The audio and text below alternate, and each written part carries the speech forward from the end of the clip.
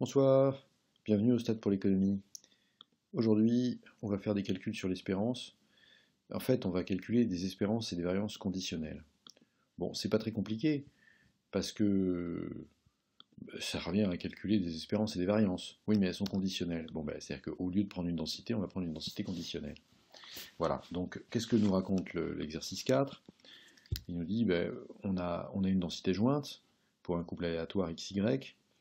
Cette densité jointe, elle s'écrit x plus y si x et y sont entre 0 et 1 tous les deux, sinon elle vaut 0. Et on veut l'espérance de y sachant x et la variance de y sachant x.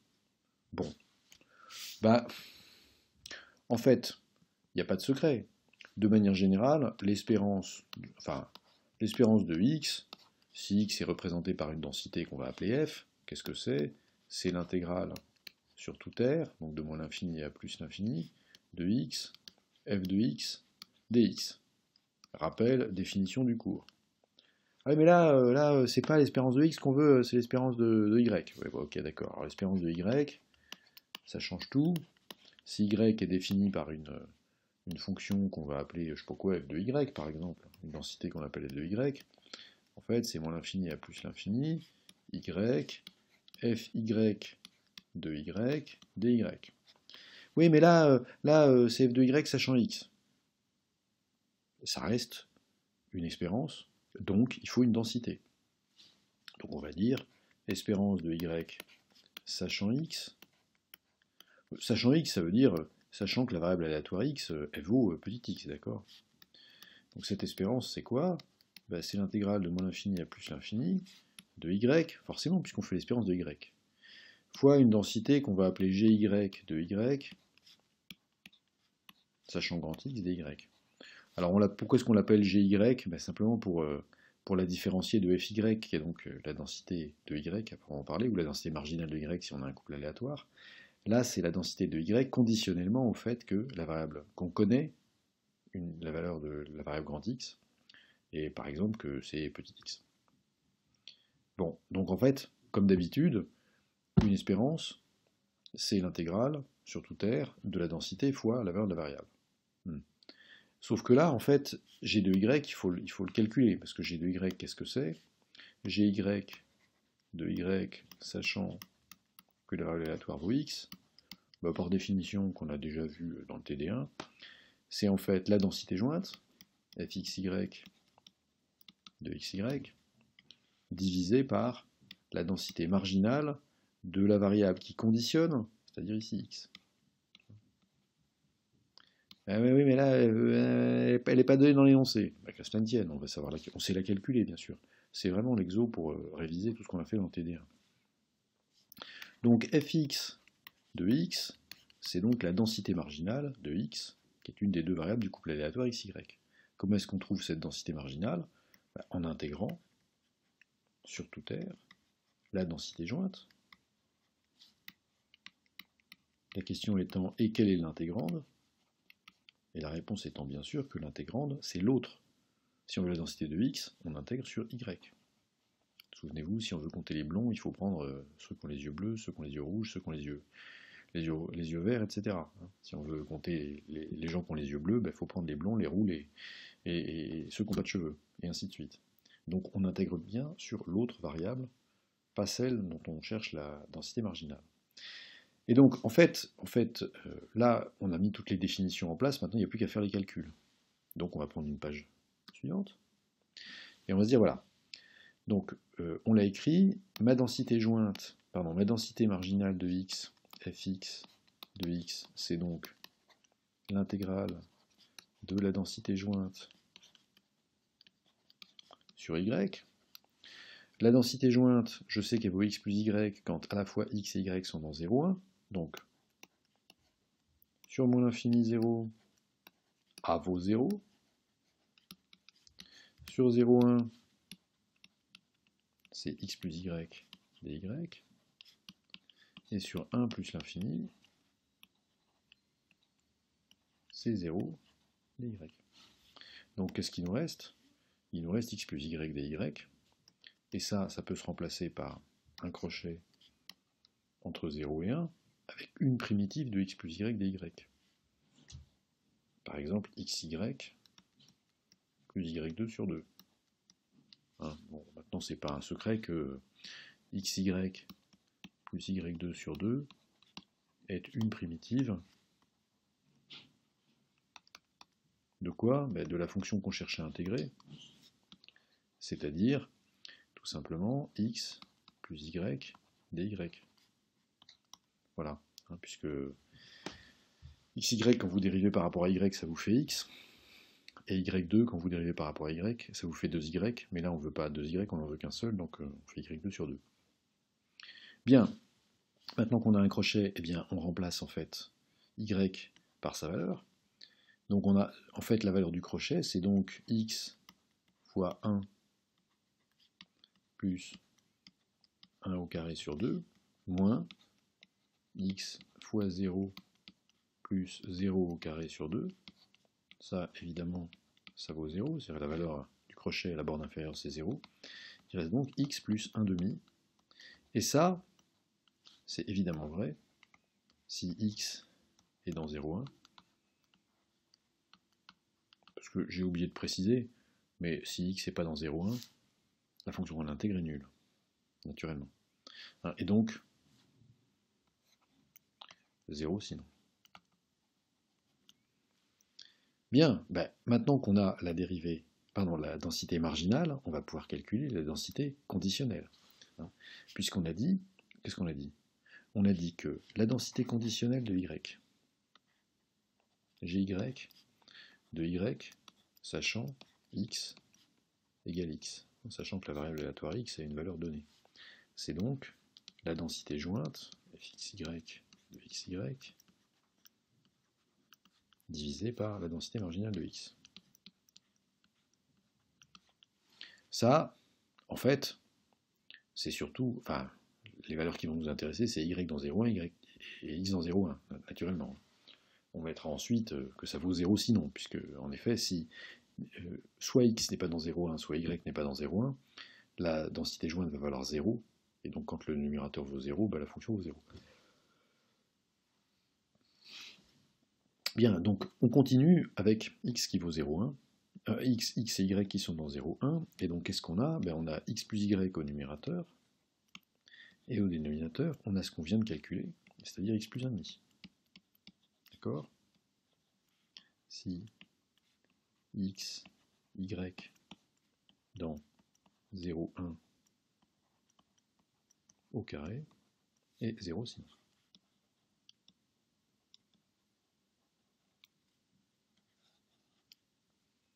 Voilà, donc puisque maintenant on a cette fonction, et puisqu'on a besoin d'intégrer pour calculer l'intégrale, c'est-à-dire qui va nous donner l'espérance, eh bien allons-y.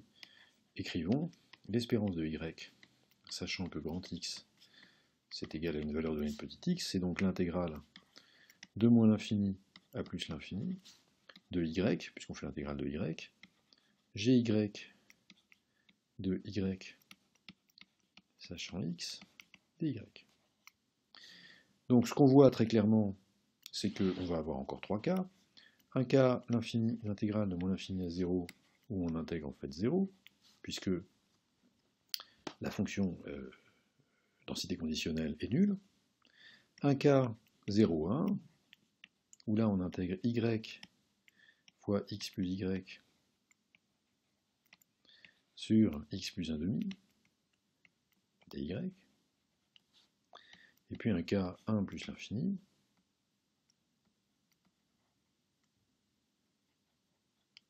où on intègre 0. Si bien qu'en fait, non, c'est pas x plus 1, c'est x plus 1 demi. Si bien qu'en fait, notre intégrale, qu'on va développer sur la page et calculer sur la page suivante, c'est que l'espérance de y conditionnellement à x, c'est donc l'intégrale de 0 à 1 de y fois x plus y sur x plus 1 demi. Le tout des y. On cherche une primitive. Mais alors, déjà, avant de chercher une primitive, on va sortir le dénominateur, donc on va diviser par 1 sur x plus 1 demi. De sorte que ce qui nous reste à intégrer, ce soit y x plus y. Ou si vous préférez, xy plus y2. En effet, on va avoir une primitive de cette fonction. Primitive de xy plus y2, qu'est-ce que c'est? C'est xy2 sur 2 plus y3 sur 3. Donc on dit est une primitive.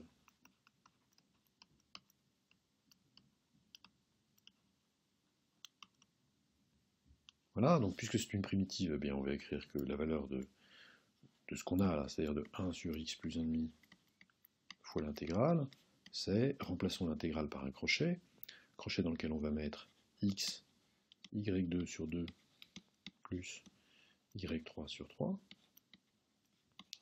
le tout pris entre 0 et 1. Donc, sans grande surprise, qu'est-ce qu'on va avoir? En fait, ce qu'on voit, c'est déjà que quand, à la borne inférieure, on a 0 carré sur 2 plus 0 cube sur 3, ça fera 0. Donc on n'a pas à soucier de la borne inférieure. Il reste donc la borne supérieure. La borne supérieure, c'est x fois 1,5 plus 1 au cube, c'est-à-dire 1 sur 3. Donc concrètement, ce qu'on a, c'est qu'on a 1 demi de x plus 1 tiers sur x plus 1,5. C'est pas très intéressant comme fonction. Donc ce que je propose, c'est qu'on multiplie le haut et le bas par 6. Pourquoi 6? Parce que 6 c'est le plus petit commun multiple de 2 et de 3, qui sont tous les deux, qui sont les dénominateurs des deux fractions du numérateur. Donc en fait, ça nous fera quoi? Ça nous fera 3x